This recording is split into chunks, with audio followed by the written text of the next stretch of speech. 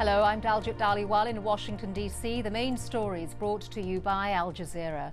Haiti's cholera crisis is worsening with at least 5 confirmed cases in the capital Port-au-Prince. More than 250 people have died and thousands more are infected with the disease.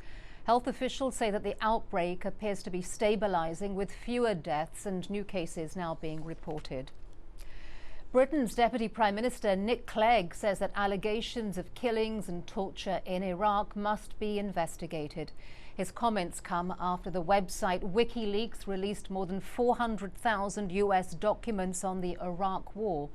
The secret files also claim that Iraq's Prime Minister Nouri al-Maliki abused his power for political gain. The Afghan President Hamid Karzai is standing by his pledge to ban all private security firms from the country by the end of the year, with the exception of those guarding diplomats and military installations. US officials have expressed concern that the ban will threaten aid and construction work. James Bays has more on that story from Kabul.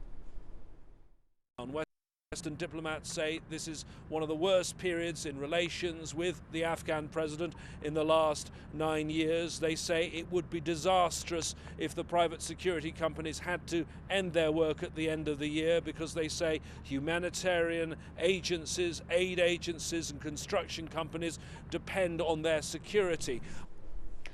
Polls in France show President Nicolas Sarkozy is more unpopular than ever following nationwide strikes protesting his plans for pension reform. For 2 weeks, rubbish has been piling up on the streets in the southern city of Marseille.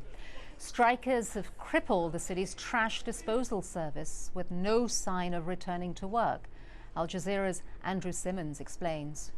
The strikers aren't in sight, there's no need for picketing. It's the autumn holiday season here in France, and the government is hoping that the protests, particularly amongst the young, will fizzle out.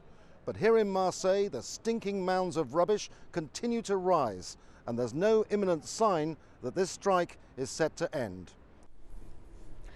And those are the top stories here on Al Jazeera, but don't forget our website, and you can keep up to date with all of the news. That's aljazeera.net/English. Thanks for watching.